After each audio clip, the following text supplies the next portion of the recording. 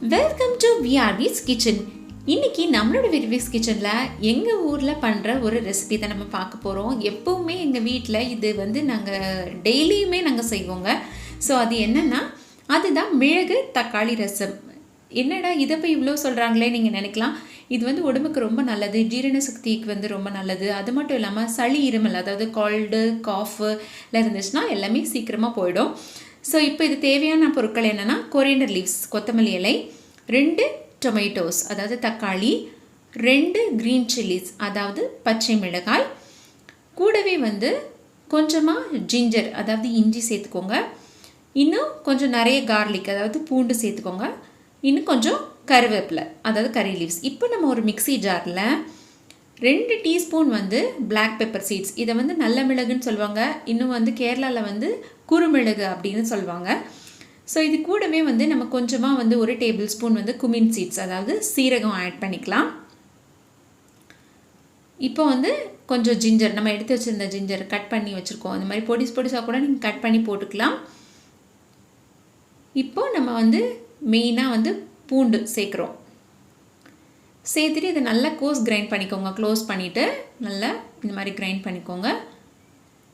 பாருங்கள், இப்போ நல்லா கிரைண்ட் பண்ணியாச்சு. இந்த மாதிரி தான் கோஸ் கிரைண்ட் பண்ணணும். இப்போ நீங்கள் ஒரு கடாய் எடுத்துக்கோங்க. இந்த கடாய் சூடானதும் கொஞ்சம் ஆயில் ஆட் பண்ணிக்கோங்க. இப்போது நம்ம ஆயில் சூடாகிறது வரை வெயிட் பண்ணலாம். ஆயில் சூடாயிடுச்சு. இப்போ நம்ம 1 டீஸ்பூன் மஸ்டர்ட் சீட்ஸ் அதாவது கடுகு சேர்த்துக்கலாம். கூடவே ஒரு 1/4 டீஸ்பூன் குமின் சீட்ஸ் அதாவது சீரகம் சேர்த்துக்கலாங்க. ஸோ இந்த சீரகம் நல்லா இந்த கலர் மாறும், அது வரைக்கும் நம்ம கொஞ்சம் வெயிட் பண்ணலாம். இப்போ பாருங்கள், நல்ல கலர் மாறிடுச்சு இல்லையா?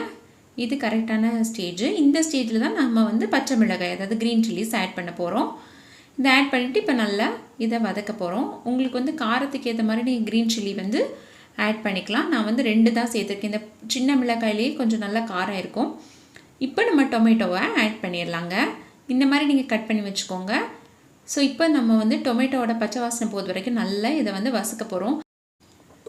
இந்த தக்காளியில் நல்லா நம்ம வதக்கணும். அப்போ அங்கே பாருங்கள், நல்லா அப்படியே வதக்கினா தான் அந்த டேஸ்ட்டாக இருக்கும் ரசம்.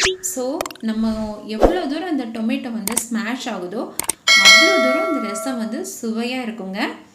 இப்போ பாருங்கள், நல்லா ஸ்மாஷ் ஆகிடுச்சு, நல்லா குக்கும் ஆகிடுச்சு. இந்த ஸ்டேஜில் நம்ம கறி லீவ்ஸ், கருவேப்பிலை ஆட் பண்ணிக்கலாம். ஆட் பண்ணிவிட்டு இது கொஞ்சமாக வதக்கலாம். ஏன் நம்ம ஃபஸ்ட்டே நான் போடலைன்னா, கருவேப்பிலை ஃபஸ்ட்டே போடும்போது நல்லா வதக்கும்போது அது உடஞ்சி போயிடும். ஸோ அதனால் இந்த ஸ்டேஜில் ஆட் பண்ணியிருக்கேன். இப்போ நம்ம அரைச்சி வச்சிருந்ததில்ல அந்த கோஸ் கிரைண்டை இதில் ஆட் பண்ணிடலாம். இப்போ இதை நல்லா வதக்கி விட்டுறலாங்க. இது வதங்கிட்டு இருக்க நேரத்தில் நம்ம சேனல் இப்போ தான் நீங்கள் புதுசாக பார்க்குறீங்கன்னா மறக்காமல் சப்ஸ்கிரைப் பண்ணிவிட்டு பக்கத்தில் இருக்க பெல் ஐக்கனை டேப் பண்ணிக்கோங்க. கூடவே ஆல்ங்கிற ஆப்ஷனையும் அழுத்திக்கோங்க. அப்போ தான் நான் போடுற புது வீடியோஸில் உங்களுக்கு நோட்டிஃபிகேஷனாக பாப்அப் ஆகுங்க. இப்போ இது நல்லா வதங்கிடுச்சு. இந்த ஸ்டேஜில் ஒரு 1/4 கப் டேமரின் ஜூஸ் அதாவது புளி கரைசல் ஊற்றிட்டு இது நல்லா கலந்து விட்டுறலாம். புளி உங்களுக்கு ஏற்ற மாதிரி நீங்கள் ஆட் பண்ணிக்கலாங்க. இப்போ நான் இவ்வளவு பண்ணுறதுனால இந்த மாதிரி ஆட் பண்ணியிருக்கிறேன். இப்போ தேவையான அளவு உப்பு சேர்த்துக்கோங்க. நீங்கள் அதிகமாக ரசம் வைக்கணுன்னா நீங்கள் எல்லாமே டபுள் பண்ணி போட்டுக்கணும். எல்லா குவான்டிட்டியும் என்னெல்லாம் நான் ஆட் பண்ணியிருக்கோம் அதுலேருந்து டபுள் பண்ணிக்கோங்க. ஸோ இப்போ நம்ம தேவையான அளவு தண்ணீரும் சேர்த்துடலாம். ரொம்பவே சுலபமாக செஞ்சிடலாம், ரொம்பவே உடம்புக்கு நல்லது. அடிக்கடி இதை நீங்கள் வீட்டில் செய்யலாம். இப்போ நம்ம நல்லா இதை ஸ்பூன் வச்சு இந்த மாதிரி கலந்து விட்டுடலாம். நீங்கள் அடிக்கடி இந்த ரசம் பண்ணிங்கன்னா உங்களுக்கு யாருக்குமே கோல்டு காஃப்லாம் வராது. ஏன்னா பெப்பர் எல்லாமே சேர்த்துருக்கோம் இல்லையா? இந்த ஸ்டேஜில் நம்ம கொஞ்சமாக மஞ்சள் தூள் சேர்த்துக்கலாம். இப்போ காரத்துக்காக 1/2 டீஸ்பூன் சில்லி பவுடர் ஆட் பண்ணிக்கலாம். இது உங்களுடைய விருப்பத்துக்கு ஏற்ற மாதிரி ஆட் பண்ணிக்கலாங்க. கூடவே காயம் அஸ்ஃபோடிட்டா சேர்த்துக்கோங்க. இது ரொம்ப இம்பார்ட்டன்ட். இது எல்லாத்தையும் இப்போ நல்லா கலந்து விட்டுருங்க.